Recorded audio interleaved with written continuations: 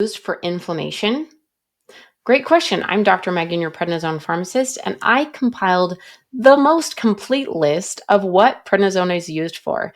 And I checked it to see how many different inflammatory conditions that prednisone is used for. And I'll let you know that, plus how prednisone works for inflammation and what side effects you need to know about.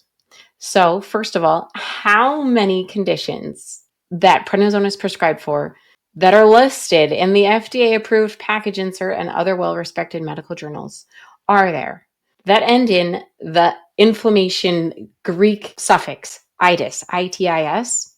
50! 50 different conditions end in itis, like arthritis, nephritis, rhinitis, and so on.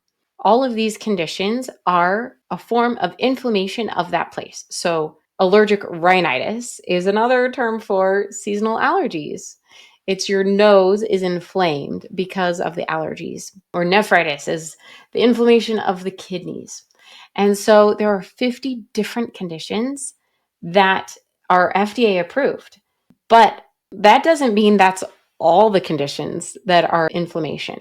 There are actually even more because prednisone can be prescribed by nearly any type of doctor, from an eye doctor to a foot doctor, heart doctor to a lung doctor. They can all prescribe it for any type of itis, inflammation condition. So yes, prednisone is used for inflammation. And how does it work? How does prednisone help with inflammation? Well, prednisone is the chemical that was invented to mimic our body's naturally occurring hormone called cortisol. And cortisol is used in our body by Mother Nature to help us cope with stress, whether that's the stress of having your leg broken, or the stress of a war or a famine or a tiger chasing you. Cortisol is there to keep you alive. And so often those conditions, for example, having a war is going to lead to a lot of inflammation because you are trying to run away and you're slashing people and it's making your muscles hurt. And all of these things are leading to a buildup of all of these signals. They're called inflammatory signals that can lead to pain, stiffness, and other symptoms of inflammation, redness, swelling. That if you're in a war and you're immediately reacting to all of that, you're not going to be able to win. Like, you can't keep using your sword to slash your enemies if every single time you're using those muscles and your wrist to hold that heavy sword, that it's just going to fall apart. Prednisone and cortisol are there to turn down those signals of pain and swelling and inflammation so you can just deal with what's happening right now, so you can survive. And so your body releases these signals, but prednisone's cutting them off, basically killing the messenger before the message can be received.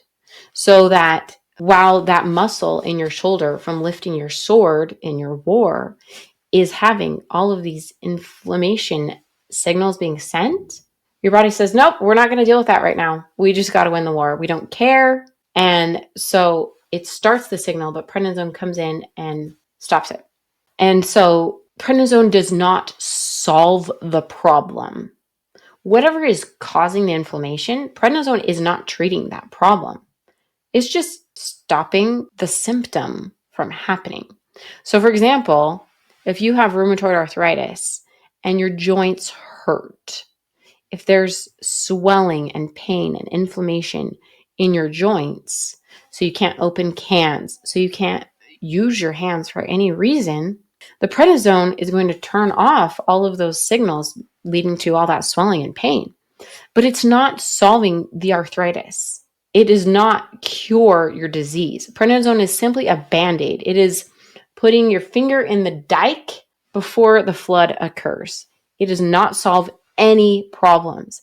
And so you've got to realize that if you're using prednisone for inflammation, it's really good at doing that. It's called an anti-inflammatory.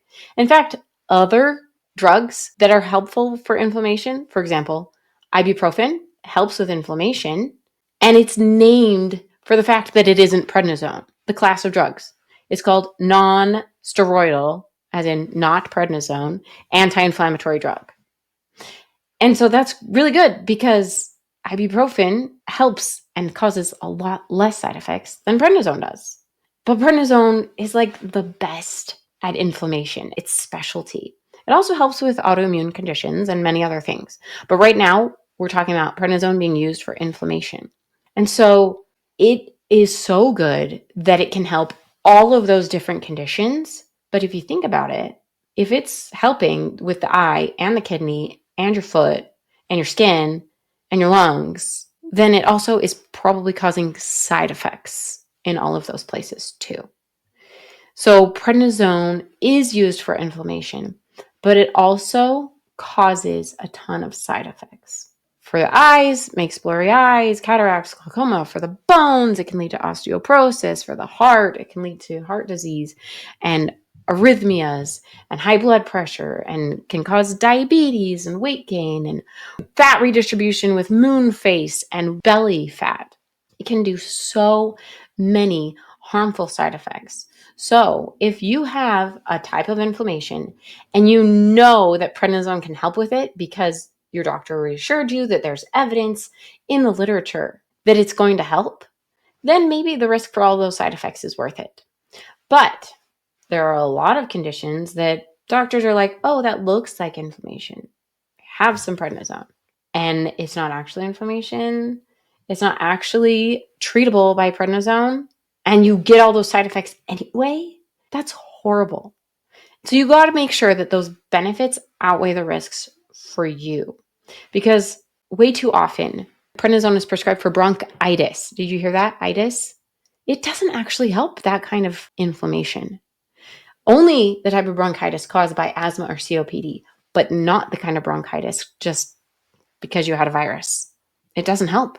In fact, it's more likely to cause harm. All of those side effects are more likely.